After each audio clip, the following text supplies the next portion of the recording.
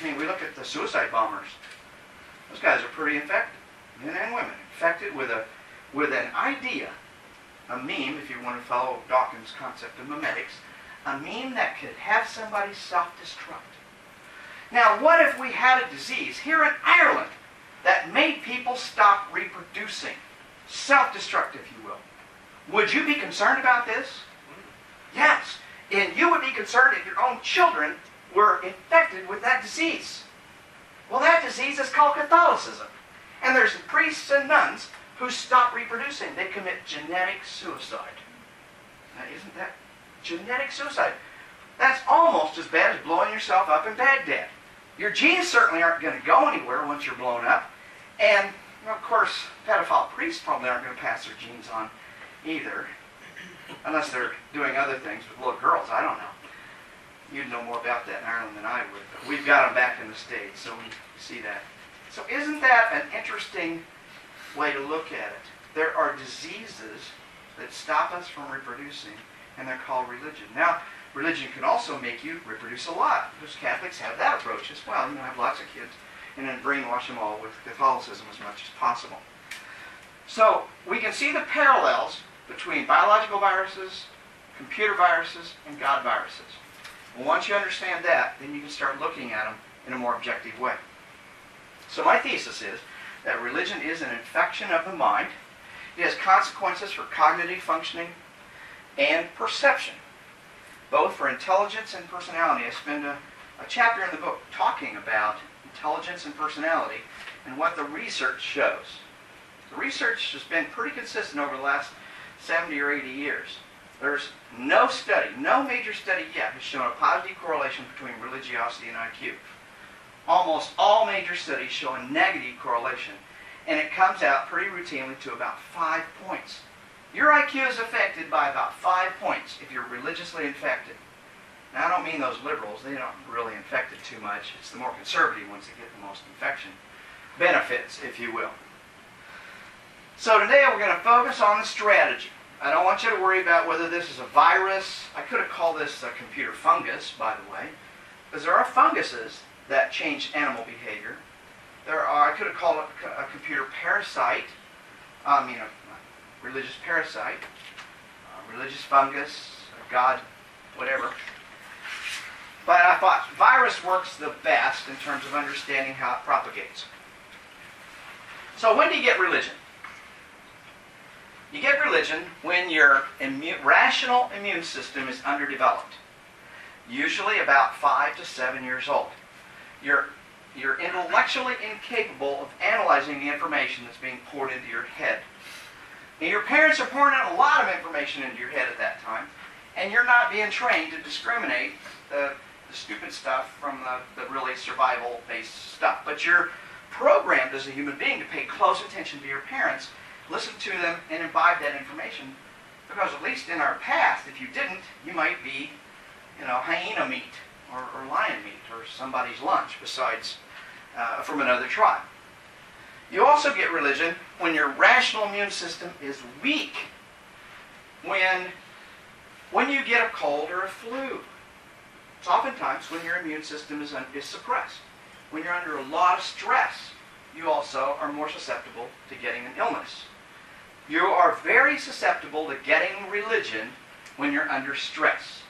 That's why religions put a whole lot of emphasis on hospitals. It's a great place to infect people because that's where under the most stress.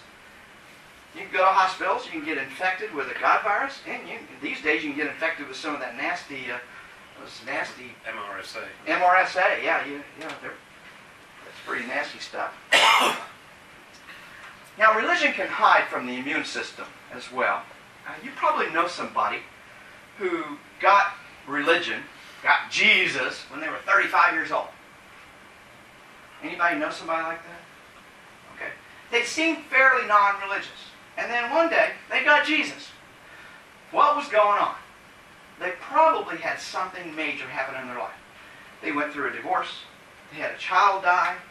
They had a spouse or themselves have a major illness. Something was probably going on in their life, and they were most susceptible to the infection. Now, here's the kicker. when they woke up that day and got Jesus. They didn't wake up that day and get Muhammad or Allah. They didn't say, oh, Allah is the answer. They didn't do that, did they? They woke up and said, I prayed to Mary. I had a vision of Mary last night. They didn't have a vision of Hussein. Because people almost always, under stress, at 35 years of age, go back and get infected with the religion they were exposed to at 5 to 7 years old. And the exceptions are so rare.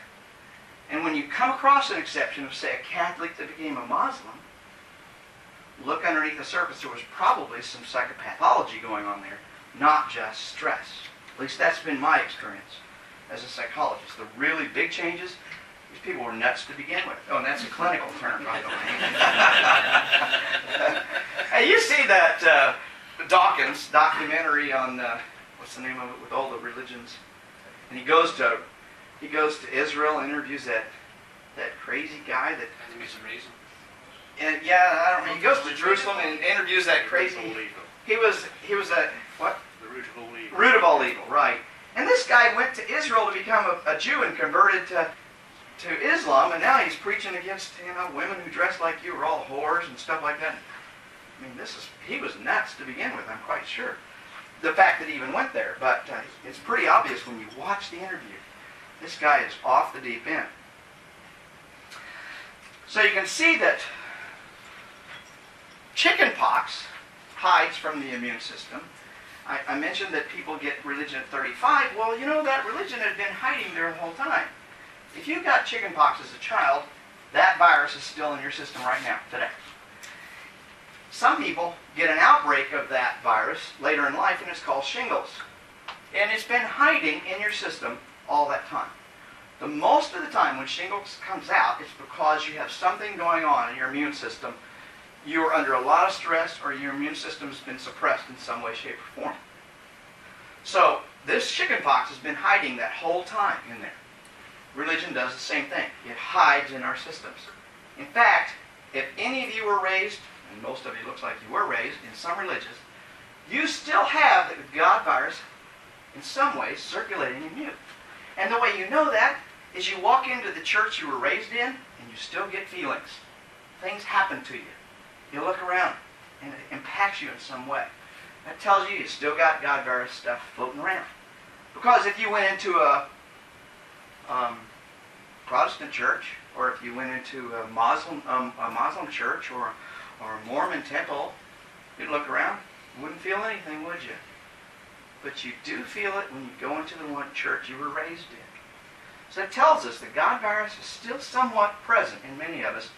And I see this in people that I work with all over the country. We now have these, are recovering from religions groups in 25 groups across the United States. Literally every corner of the United States. And I've spoken with people in every corner of the United States, and they tell me, I still am dealing with X, Y, or Z problem, and it traces right back to their religious upbringing. They may have been an atheist for 20 years, and they're still feeling the effects of that. So let's learn a little bit about the infection channels. These are the major infection channels.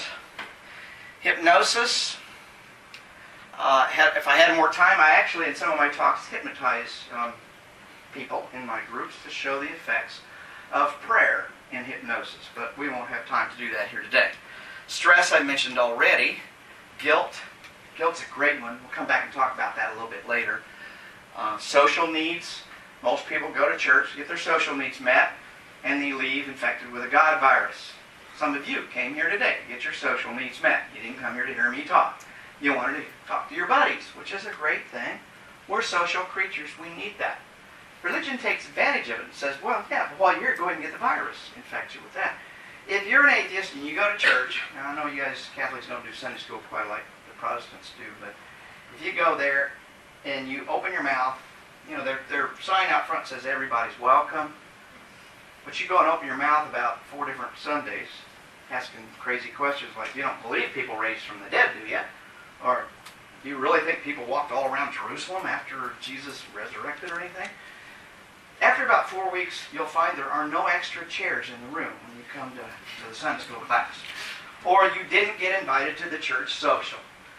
There are subtle ways of making sure. They really don't want you asking those questions because churches are not the place you learn logic.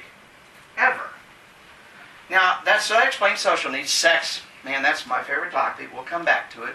Music, we all know about music. It's a great way to infect people. And how many of you had this one used on you? Childhood intimidation. That infection channel. Oh, come on.